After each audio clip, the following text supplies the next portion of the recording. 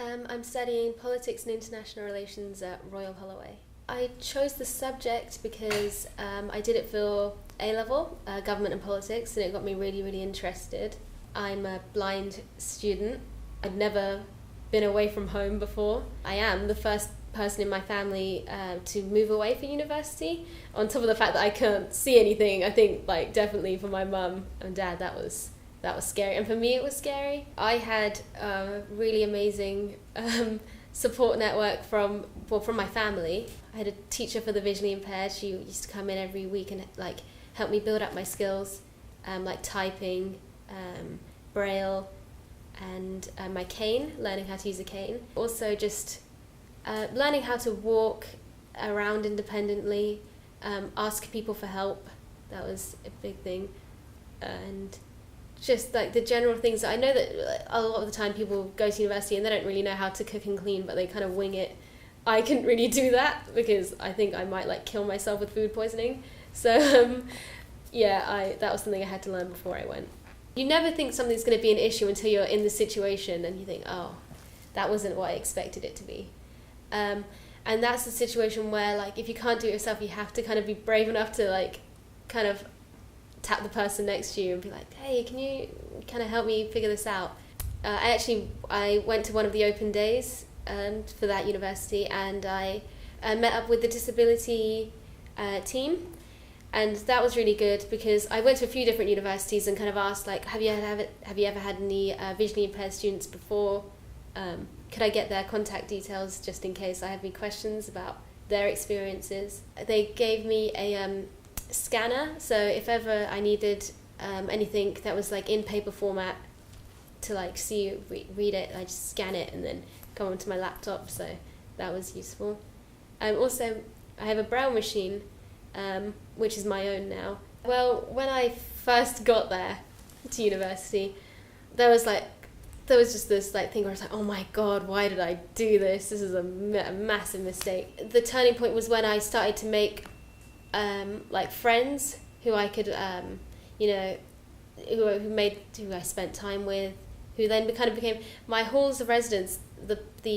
My flat, they became another family to me, which is brilliant. The other turning point was when I got my grades back for my first essays. I was thinking despite all these other barriers that I've got, I'm still on the same level as everyone else. The one transition, I'd say, big transition from secondary school to university, is that you have to kind of know what you need rather than people kind of asking you, is this what you need?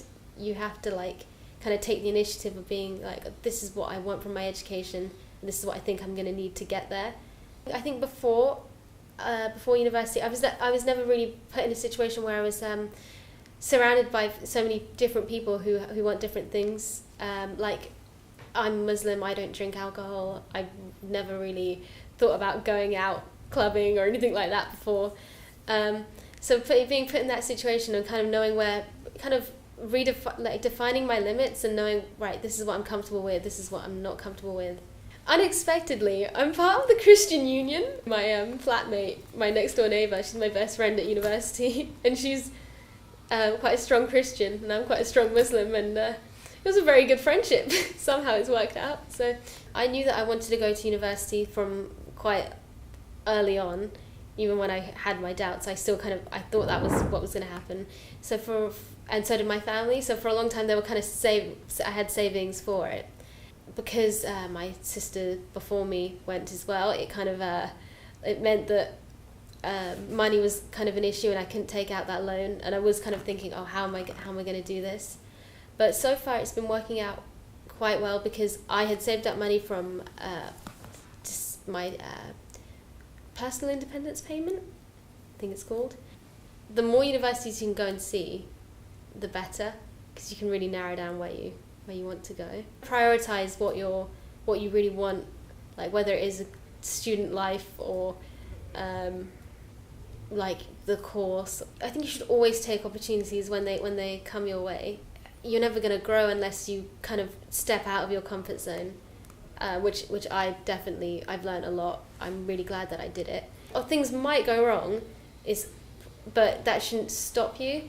because it's probably going to go right, and even if it does go wrong, you'll learn from that experience anyway.